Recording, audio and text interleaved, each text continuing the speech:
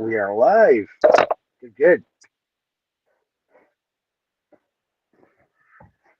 And it's good to be alive despite the cracking cold air here in southern Minnesota of the great US of A.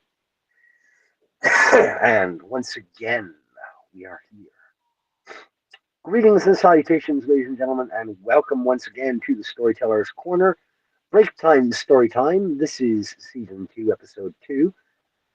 Tonight we're going to be doing a little talking shop and talking about a couple of hurdles that I'm looking forward to seeing if I can clear in the coming days and weeks ahead. It's part of the reason why the subtitle of tonight's episode is Hurdles, and tonight's episode, much like last night's, is streaming live on both Rumble and YouTube, utilizing Rumble first and foremost, with YouTube as the inevitable backup. No, I say inevitable, but it's only inevitable for a few episodes, and then, yeah, this will be going exclusively, once again, to the Rumble outlet. I know that YouTube does not like when people who dual stream or simulcast mention their competition, or praise their competition, or put their competition first. But perhaps if they had not put themselves in the position of being broadly distrusted by anybody with a creative bone in their body, or who happens to be a dissident thinker sociopolitically for the last 10 years, perhaps they wouldn't be in the position of being so ill trusted. Just a thought. Now, let us talk a little shop. Challenges and expectations coming in the days ahead, this week. As you know, the book that is available for sale at the link in the description of this stream below, The Justice of Amelia, released yesterday and became available for sale at the Lulu storefront. Now, the title has to go through several checks and material reviews before it can pass various distribution outlet hurdles. The first hurdle to get past is Kobo Books. Now, Kobo Books typically will list pretty much anything for distribution through their storefront, so long as it is not outright pornographic and does not fall into the nonfiction category advocating for violence. Lucian, greetings and salutations, sir. Lucian E. Lavera says, hey man, ordered already. I had a suspicion when I got an email ding from Lulu this morning informing me I already had made my first sale. And the report shows, the payment, and it listed it as GBP. And I was like, wait a minute, that's not US dollars. I didn't know what GBP meant. So I had to look it up like a dipshit. And I said, Great British pounds sterling. And my first thought was that either you had ordered a copy or one of my readers from Substack in the UK, who comprise, surprisingly, 27% of my audience on Substack, is in the UK. They comprise the second largest readership internationally amongst the percentages of my readers on Substack. And they're not too far behind the United States. The US comprises roughly, I think it was 51%. So yeah, that sounds like it's a lot behind. But the remainder percentages are kind of scattered throughout India, Canada, Brazil, Peru, and I have 2 subscribers in Japan. I don't know who. I imagine they're expats. Um, but hey, thank you to the good folks in Japan. So I'm quite pleased to hear that, and I thank you for the patronage and the support, Lucian. So the first hurdle for distribution outside of Lulu is Kobo Books. Like I said, they tend to be an almost automatic for distribution. So I'm not too worried about that. That should come either tomorrow or Tuesday. The second hurdle for the Justice of Amelia to hop over in terms of distribution is a little bit more iffy, but not too much more iffy, would be Google Books. Now, Google Books, despite belonging to Google, they tend to distribute without too many catches. They tend to let most things go and be made available. I very much appreciate it, Lucian. Thank you. Now, Google Books does not list for sale distribution. That's the other thing, the other hiccup, is that going through Lulu for distribution of retail distribution, Google Books isn't actually a seller unless the book is in electronic or digital format. The Justice of Amelia is a physical trade paperback. So the ebook edition has not been completed yet. I am going to be doing a converted ebook version probably in the next couple of months. But I wanted to do physical first for this particular collection. The third hurdle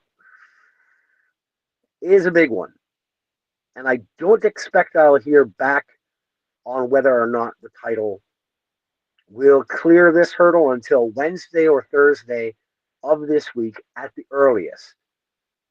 And for me, it's the second most important hurdle for the book to clear in terms of getting broader distribution. And that would be the hurdle of Amazon.com. Now, why is that not the most important hurdle for me personally? Because A, I fucking hate the beast of Bezos. I hate Amazon's giant influence in the market of literature and fiction, generally speaking. I despise it, but I understand how they got where they're at. They are the big player. They are the biggest player online in terms of book sales. You can't compete. It's virtually impossible. But in order to get the book listed for retail sale on Amazon, the book has to go through another, its own independent review process through Amazon. So someone at Amazon is actually going to parse the book. They're going to probably put it through some kind of AI program to scan it for anything that may be considered a red flag. And some human or a program will then hunker down and sift through the material in search of any offensive or quote unquote hate speech material.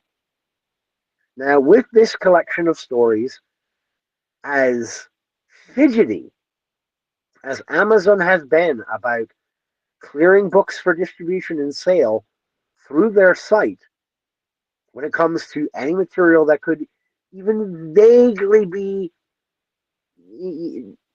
considered, even on the outermost stretch or range, as problematic, yeah, there's a lot of material in the collection that the progressive left sort of crowd might consider troublesome or, quote, problematic. The very first story in the collection, Do No Harm, is fairly clearly against prancing the kids. It just is. but it is set in. It's wrapped in the bones and flesh of a horror story, a supernatural, paranormal Amelia City story. No one is safe from the things that live in Amelia City. No shadow is deep enough to hide you from its denizens. Nothing escapes justice in Amelia. That's sort of the whole point. But because of certain material of that sort and some of the more grisly moments throughout the stories, I may find myself up against a brick wall with Amazon.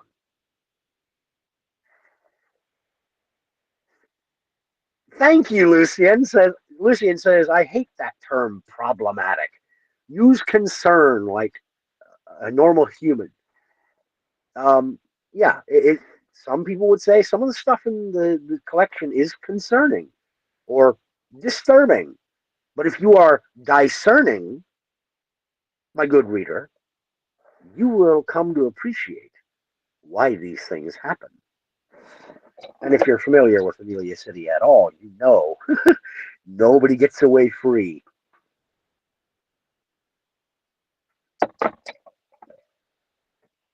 My my ex, my daughter's mother, once asked me because she's read a couple of the Amelia City stories, and her and I are both fans, longtime fans of the television program Supernatural.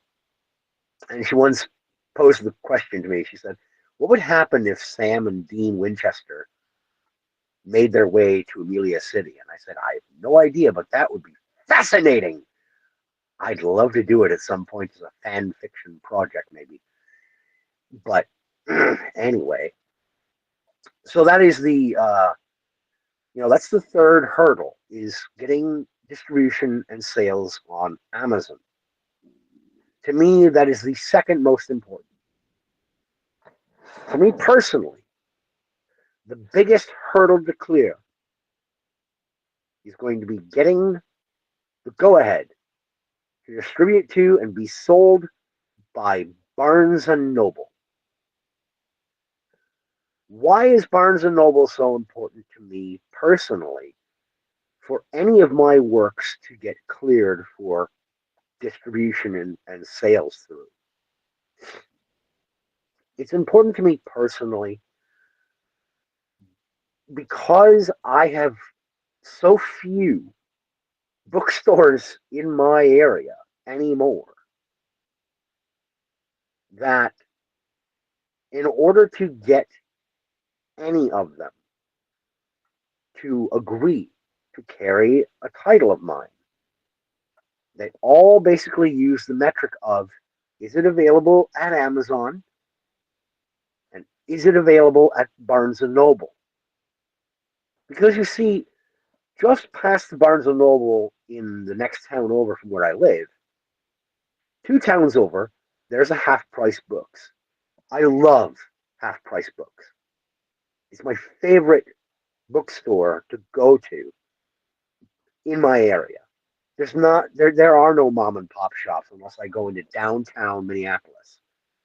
And I'm not doing that. I like having my life.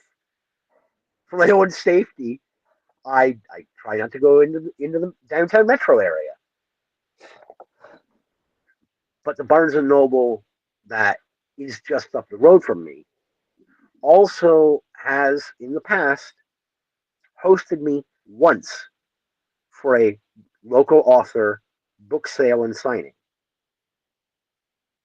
about 5.5 years back.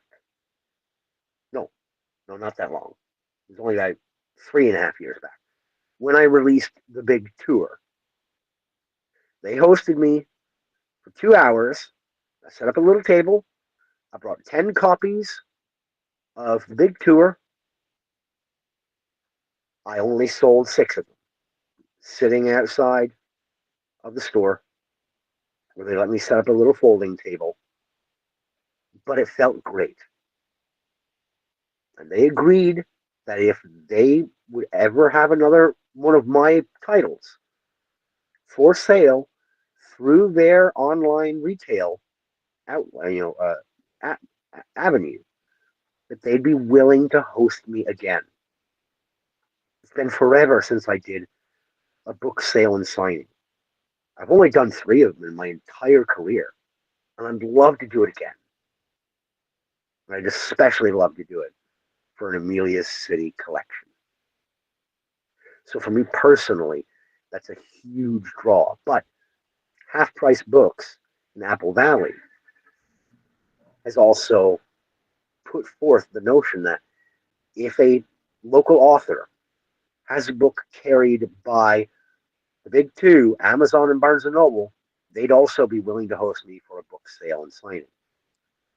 I know that that's not anything big for most folks. I'm a small timer and have been for years, and probably will continue to be for the remainder of my career as a storyteller. It's all right. I understand that that's my place, is to be kind of a mid-list guy. Okay,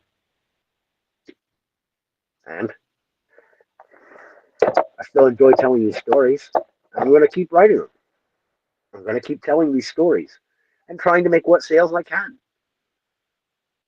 I would be willing to puff my own ego enough to say I'm in the top 10% of American storytellers in terms of skill and ability as a horror and fantasy storyteller.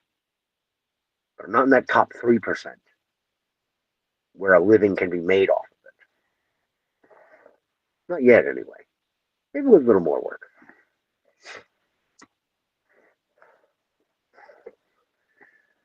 Lucian says, anecdote. I was walking through the town during some errands and caught sight of books in a window out the corner of my eye.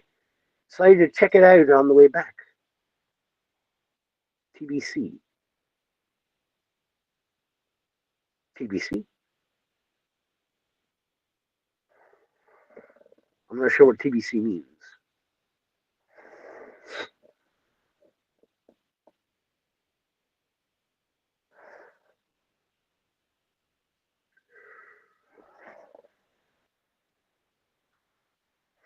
Turned out it was where they moved the central library. The place looks to be about a third to half the size of the old one. Heavily pissed. To be continued. Sorry about that, Lucian. Yeah, the character limits on chats can be a bit botsy.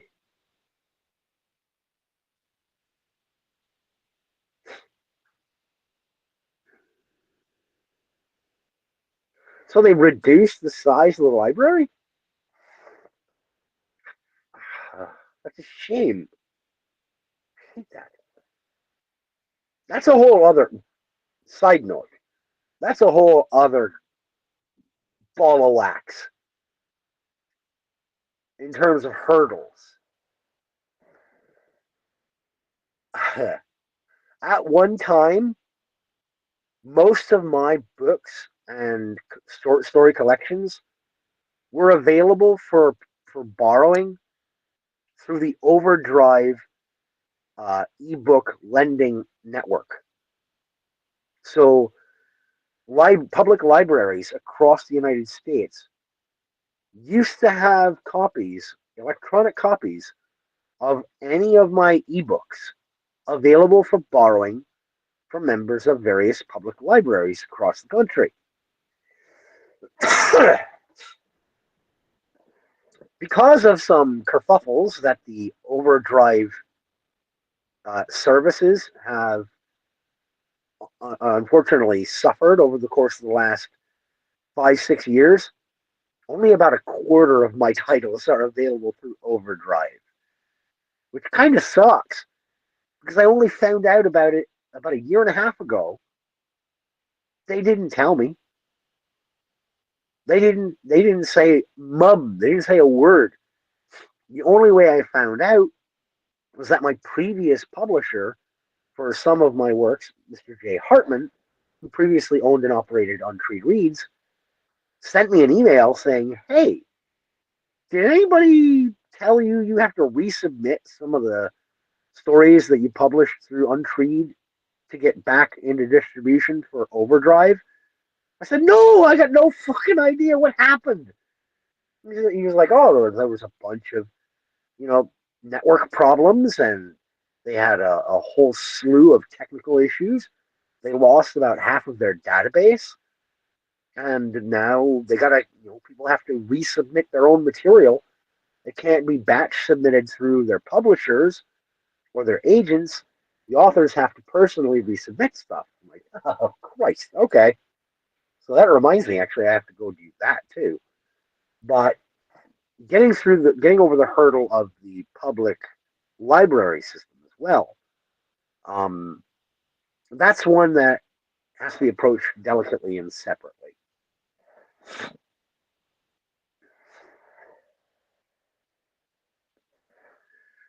Lucian says, I wouldn't be surprised if you were focusing on e-works over physical, but we all know the greatness of getting physical books into kids' hands. Yes, we do.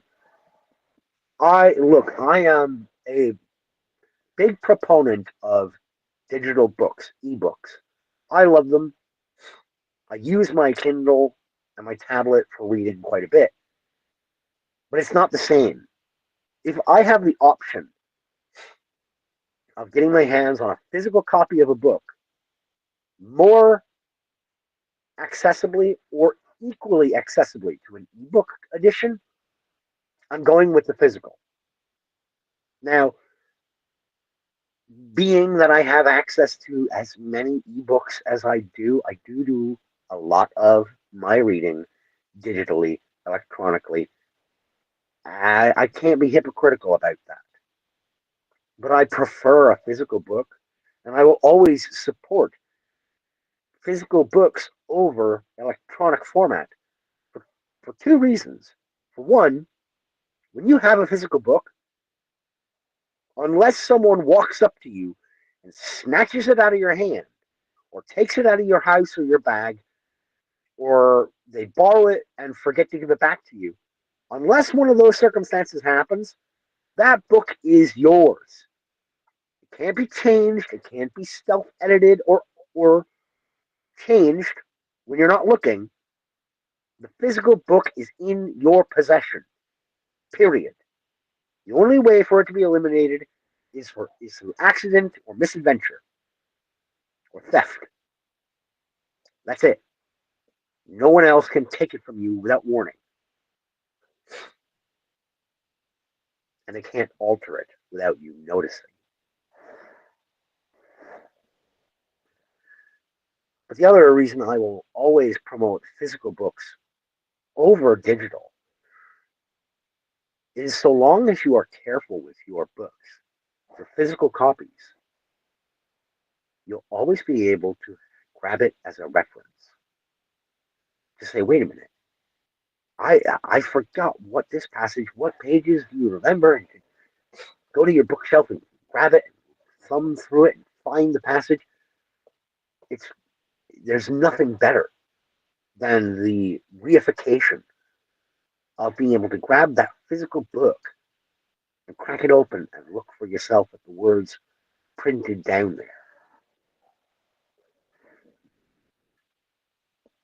Lucian says, plus you can add your own notes to physical reference textbooks and manuals. That's very true. And for technical manuals and reference books, it's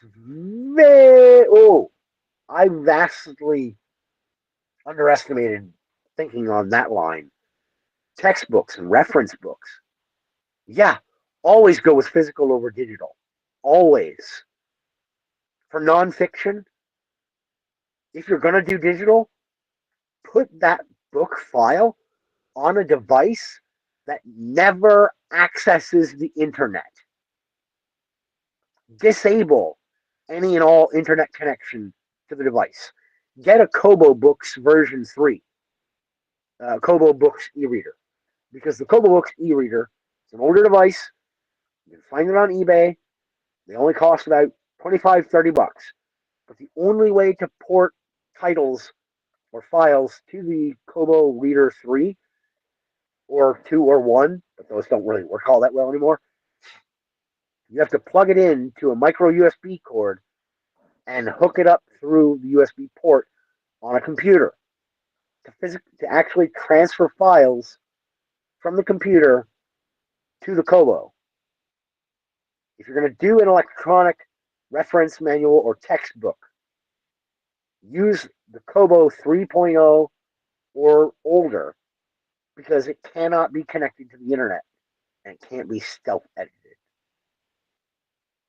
Pro tip.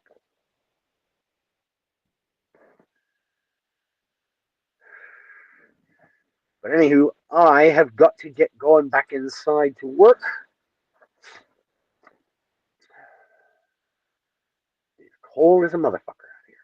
But I knew what I was getting into when I moved out here to Minnesota. So, anyway, that's going to do it for me, folks. Lucian, I'd like to thank you for jibber jabbering with me and very much appreciate your patronage and your purchase of the book that is in the link down below, ladies and gentlemen. That is The Justice of Amelia, available from yours truly, Joshua T. Calkins Trilogy. The link will take you to the Lulu storefront where you can purchase it for $20 for this holiday shopping season and your reading enjoyment if you are a fan of the horror genre. Ladies and gentlemen, thank you for tuning in. Thank you for listening. I ask that you take care of yourselves, and as always, keep reading.